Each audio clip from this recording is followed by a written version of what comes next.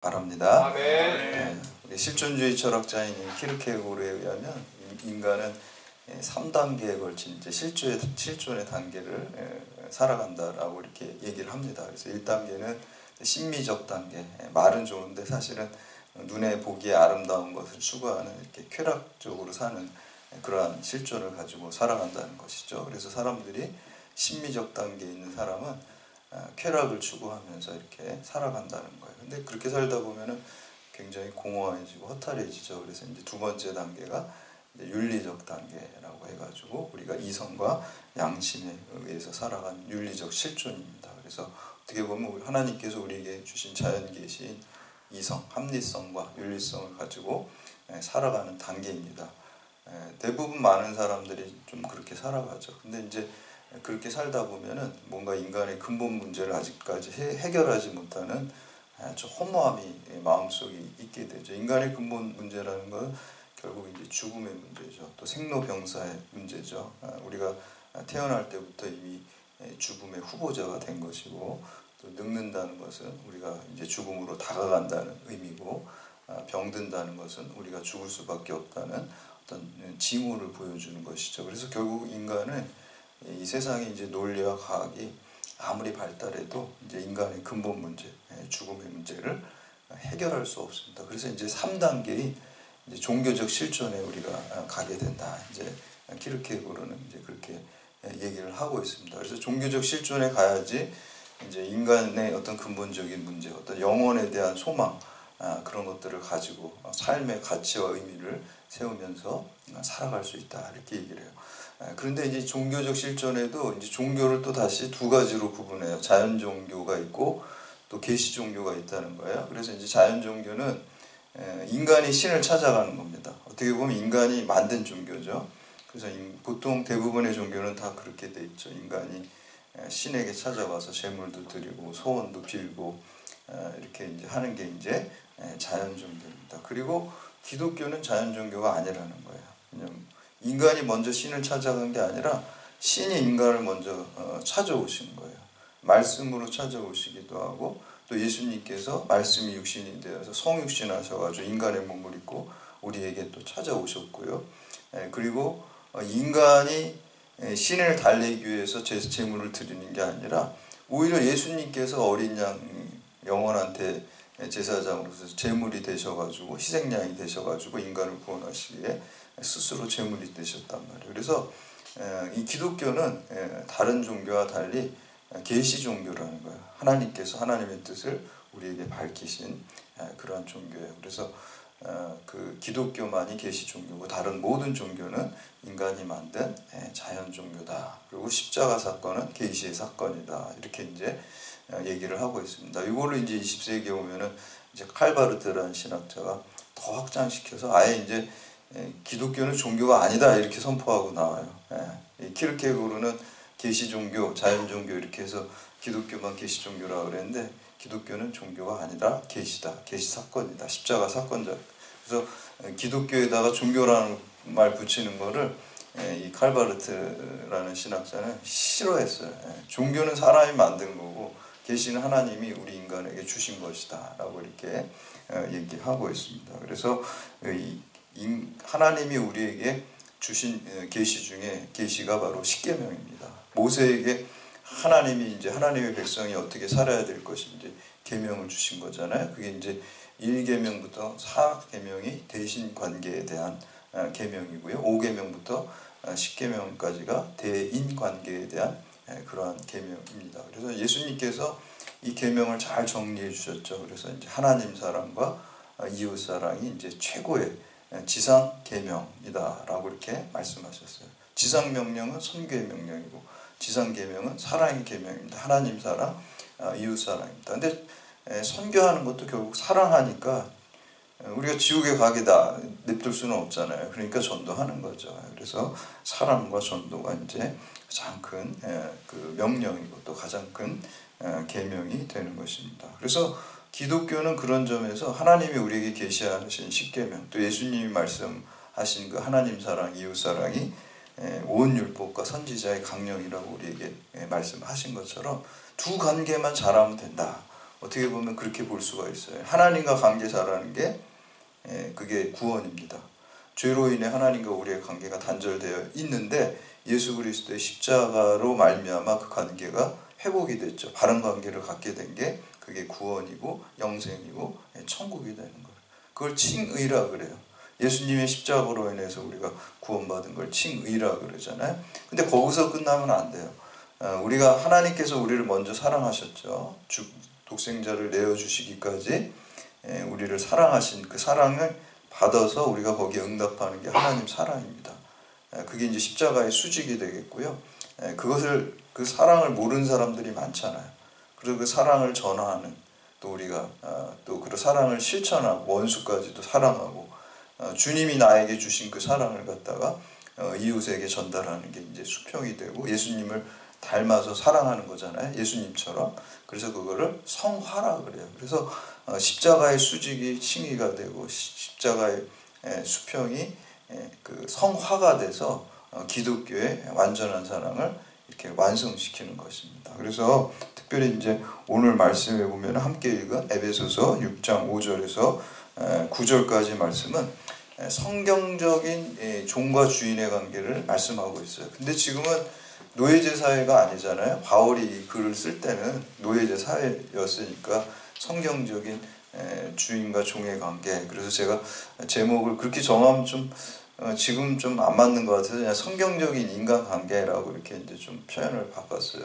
결국에는 우리가 사회생활하고 세상에 살아가는데 어떤 이 상하관계나 모든 관계들이 있잖아요. 그래서 여기서는 이제 종과 주인의 관계라고 그랬지만 우리가 이제 모든 인간관계에 적용할 수 있다라는 것입니다. 그래서 오늘 말씀 통해서 성경적인 인간관계를 관계가 그만큼 중요한데 관계를 형성하고 그러한 관계를 통해서 여러분들이 하나님의 뜻을 이루는 믿음의 신실한 자녀들이 다 되시기를 주님의 이름으로 축복합니다. 네. 첫 번째는 하나님의 형상으로 지음받은 인간은 수단이 아니라 목적으로 되어야 된다.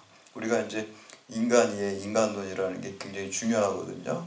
뭐 생물학자들이 우리를 보는 인간 이해가 있고 다윈 같은 사람이 우리 인간을 보는 인간 이해가 있고요. 또 심리학자가 보는 또 역사학자가 보는 정치학자가 보는 여러 가지 인간관이 있단 말이에요. 근데 이제 기독교의 인간관은 뭐냐면 하나님의 형상대로 지음받은 피조물이라는 거예요. 그러니까 하나님과 관계 속에서만 생각해야지 인간을 바르게 이해할 수 있어요. 하나님과 관계를 띄워놓고 인간을 연구하고 인간을 이해하면은 뭐 부분적으로는 맞을 수 있지만 근본적이고 본질적으로 인간을 이해할 수가 없습니다. 그래서 종교개혁자 칼빈은 인간을 아무리 들여다봐도 인간을 제대로 온전히 이해할 수 없다 그랬어요. 인간을 창조하신 하나님과 관계성에서 인간을 이해하지만 인간을 바르게 이해할 수 있다. 이렇게 얘기를 했습니다. 그래서 하나님이 인간을 창조하셨는데 이마고 데이, 이게 이제 라틴어거든요. 이제 이미지 오브 갓이라는 뜻이에요. 그러니까 하나님의 형상대로 만드셨단 말이에요. 그러다 보니까 오늘 말씀에도 이제 노예제 사회니까 주인이 노예를 대할 때 그때 당시에는 뭐 노예는 사람 취급도 안 하는 그런 시대였잖아요. 그런데 그 노예를 하나님의 형상으로 바라보는 거예요.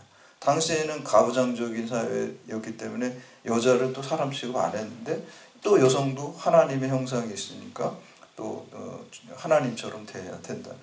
또 이방인들을 이스라엘 사람들은 선민의식에 아주 젖어가지고 뭐 사람 취급 안 했잖아요.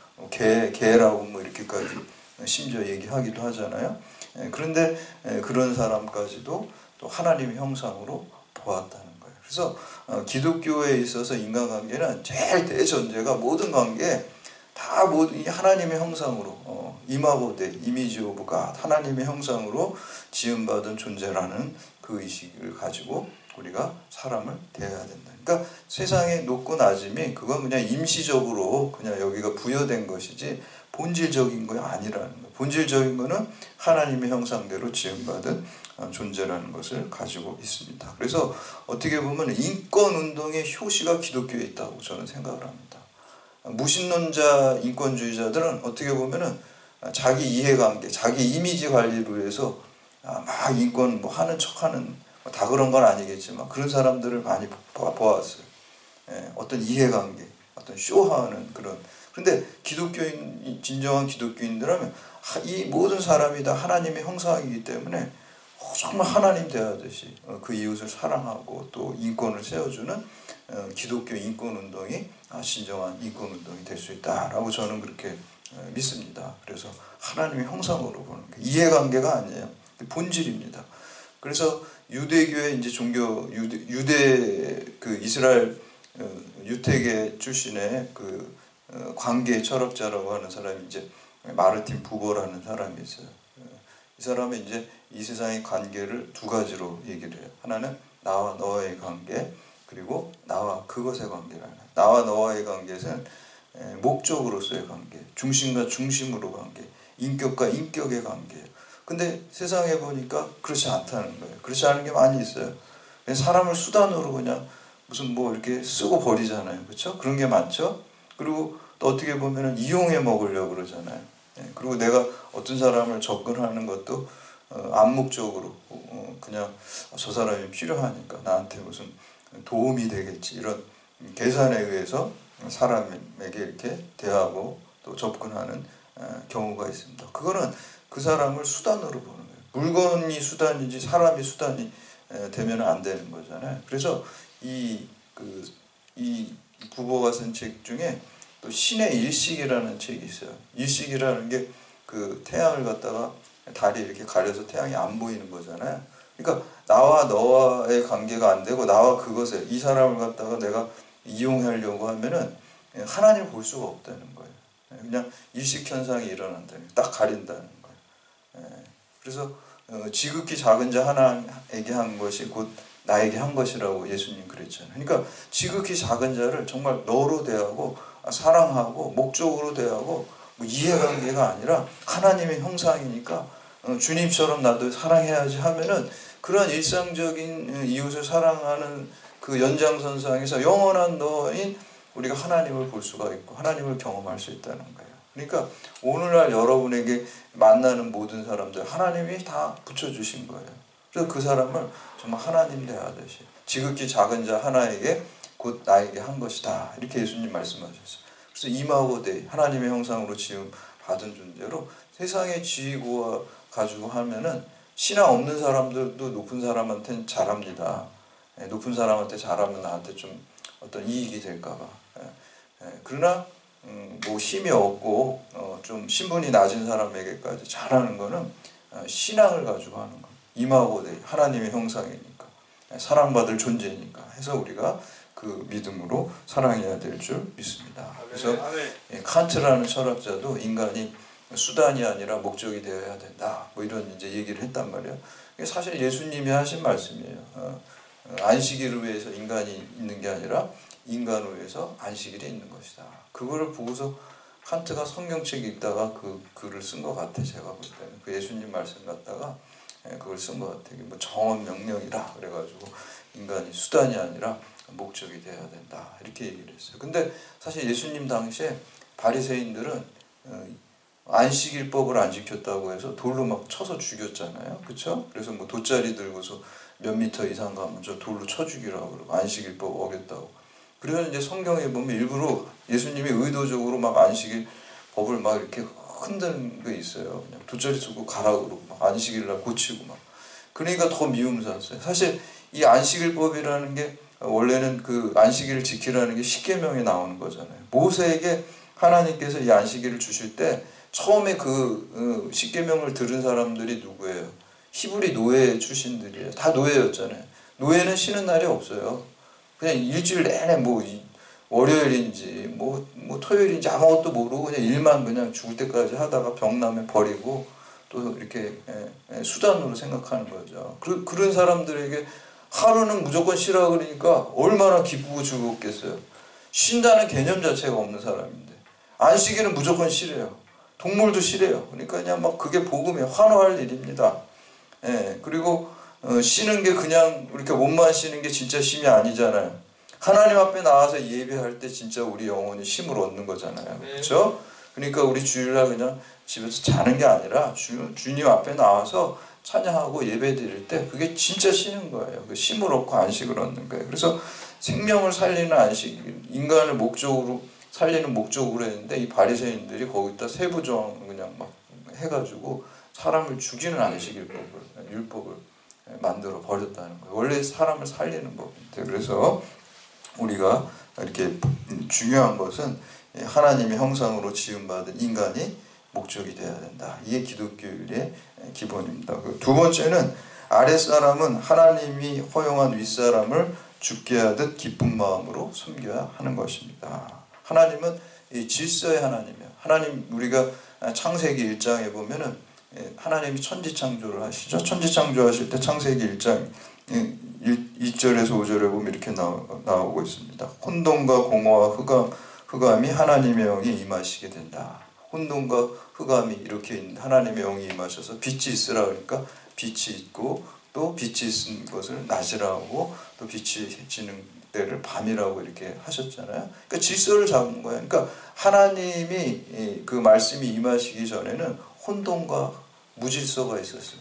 그 그리스어로 무질서 혼돈은 카오스라고 그러죠. 그거를 질서 있게 질서가 이제 그리스어로 코스모스잖아요. 그래서 하나님의 천지 창조는 무질서, 혼돈, 카오스에서 질서로 코스모스로 이렇게 하나님의 말씀으로 바뀌어진 거예요. 무질서가 질서로 바뀌어진 게 그게 하나님의 천지 창조입니다. 그리고 여러분 자연의 법칙도 그냥 무질서하게 돌아가는 게 아무것도 없어요. 다 질서 있게 돌아가잖아요. 동물의 세계도 질서 있게 이렇게 돌아가는 거지 대충 돌아가는 거 아무것도 없습니다. 진짜 뭐 파리 한 마리 잡아가지고 현미경으로 여기 발을 봐도 아주 질서 있게 다 결이 돼 있다 그래요. 현미경으로 관찰하면 무질서하게 된 게 없어요. 하루 24시간 해가 지고 뜨고 자연의 모든 질서, 동물 세계, 또 인간의 신체도 다 질서 있게 되었단 말이에요. 뿐만 아니라 우리 영혼이 중생하고 거듭나는 것도 무질서에서 질서로 가는 거예요.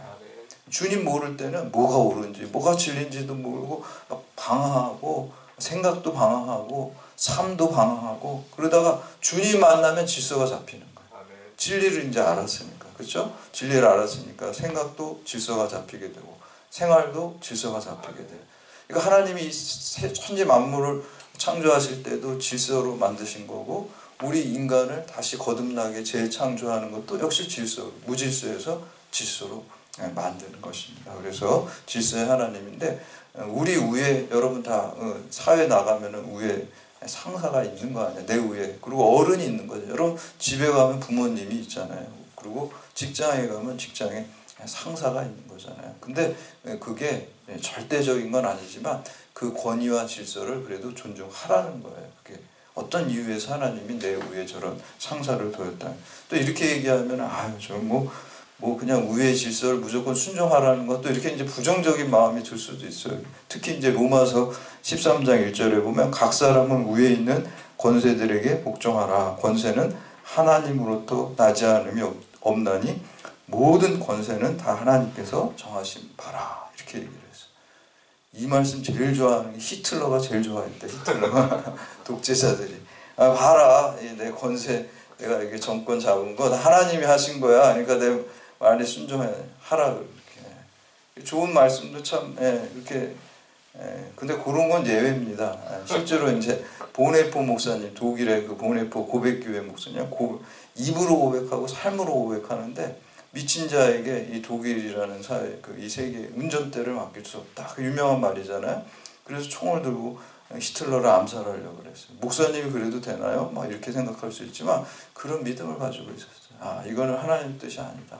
세상의 정상적인 질서는 아까 로마서 13장 1절 말씀이 당연히 맞습니다. 그러나 이거는 히틀러 같은 독재자는 이건 아니다. 그래서 이제 싸우다가 잡혀가지고 39세에 교수형 이렇게 당하게 됐죠. 그래서 그런 경우 미국의 19세기의 그 미국의 철학자인 헨리 데이빗 소로라는 사람이 쓴 그 책 중에 시민 불복종이라는 책이 있어요. 그 책에도 같은 개념이에요. 우리가 기본적인 정상적인 사회에서는 그 권위를 인정하고 그 나라에 협력하지만 그것이 모든 사람의 그 인권을 파괴하고 또 양심에 어긋나고 하는 경우에는 불복종할 수 있다. 그래서 이제 이 영향을 이 소로라는 사람이 쓴 그 시민 불복종이라는 책의 영향을 많이 각 나라의 영향을 받았어요.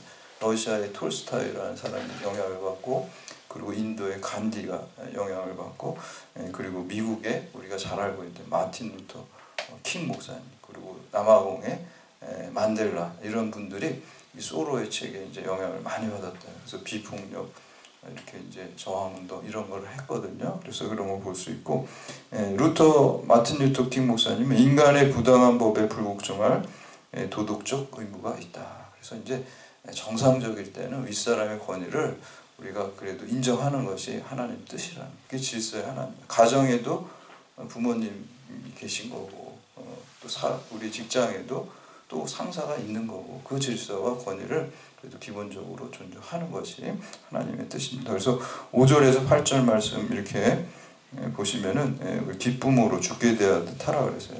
마지막으로 세 번째, 윗사람은 모든 사람의 주인이 주님이심을 깨닫고 아랫사람을 죽게 하듯 섬겨라. 우리 9절에 이제 그 말씀 똑같은 이와 같이 하라 그랬으니까,